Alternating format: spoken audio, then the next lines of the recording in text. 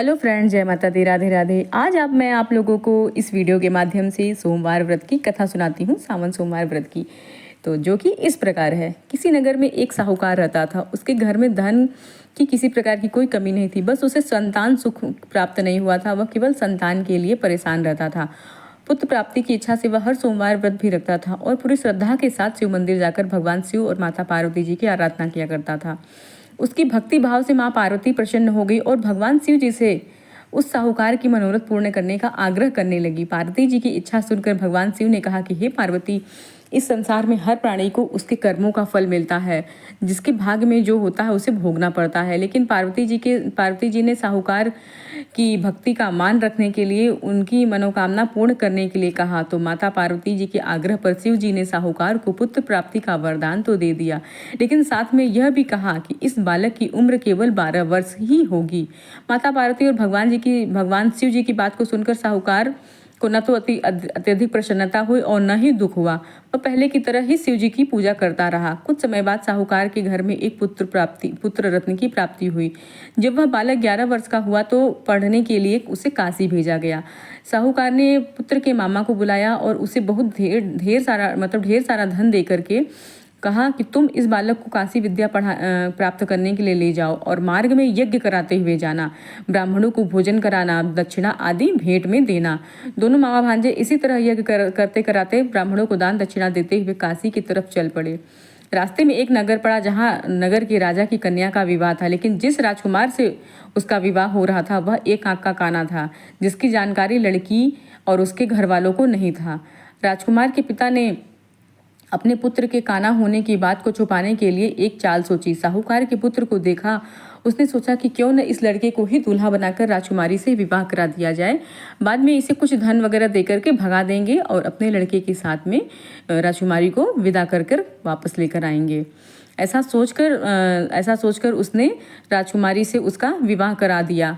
लेकिन साहूकार का पुत्र बहुत ईमानदार था। उसने मौका पाकर राजकुमार की चुन्नी पर लिख दिया कि तुम्हारा विवाह तो मेरे साथ हुआ है, लेकिन जिस राजकुमार के साथ तुम्हें भेजा जाएगा वह एक आंख से काना है। मैं तो काशी पढ़ने जा रहा हूँ। राजकुमारी ने चुन्नी पर जब ऐसी बात लिखा हुआ देखा तो उसने अपने माता पिता को यह सब बातें बताई।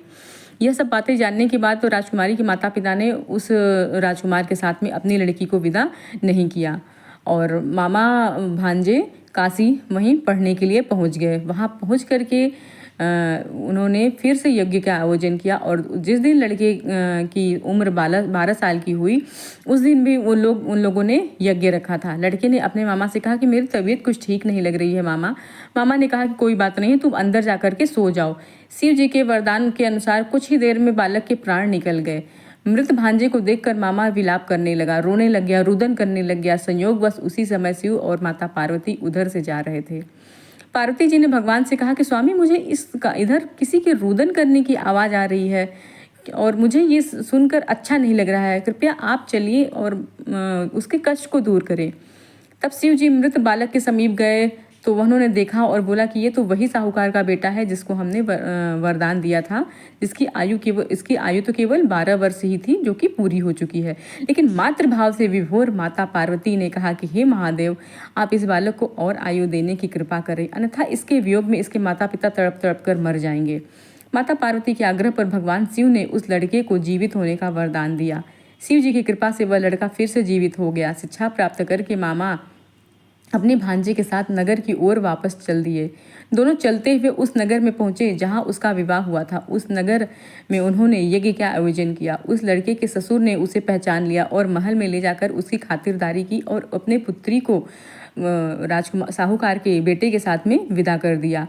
उधर इधर क्या हुआ कि साहूकार और उनकी पत्नी दोनों भूखे प्यासे रह करके बेटे के आने की प्रतीक्षा कर रहे थे कि अगर बेटे की मृत्यु का समाचार मिला तो हम तुरंत ही अपने बेटे के मतलब कि वियोग में प्राण त्याग देंगे, और बेटा अगर जीवित होने का समाचार मिला तो ऐसा ही हुआ कि उन्हें जीवित होने का समाचार मिला और वो साहूकार बहुत प्रसन्न हुआ।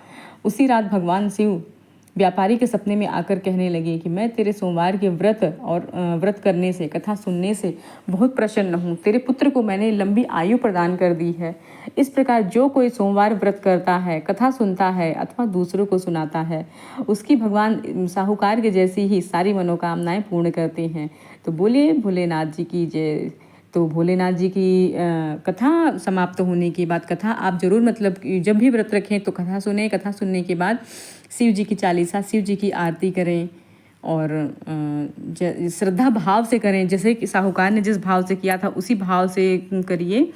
अगर जो कोई भी श्रद्धा भाव से व्रत रखता है, कथा सुनता है अथवा दूसरों को सुनाता है, भगवान भोलेनाथ उसकी सब मनोकामनाएं पूर्ण करते हैं। बोलो श्री भगवान जी महाराज की जय, भोलेनाथ जी की जय, महाकाल प्रभु की जय।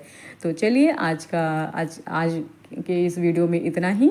अभी मैं आप लोगों से विदा लेती हूँ। अगर आप लोगों को मेरी वीडियो अच्छी लगती है, मेरी कथा कहानी अच्छी लगती है, तो प्लीज़ मेरे चैनल को लाइक करें, सब्सक्राइब करें एंड सपोर्ट करें। और अपने इष्ट मित्रों के साथ या अपने परिवारजनों के साथ में वीडियो को शेयर करना ना भूलें। जय माता दी, राधे राधे, जय श्री महाकाल। ध्यान रखिए सावन 30 तारीख से स्टार्ट हो गए हैं और 3 तारीख से सावन का पहला सोमवार व्रत रहेगा, तो व्रत करना मत भूलिएगा। जय माता दी, राधे राधे, जय महाकाल प्रभु जी की दोबारा फिर से। हर हर महादेव।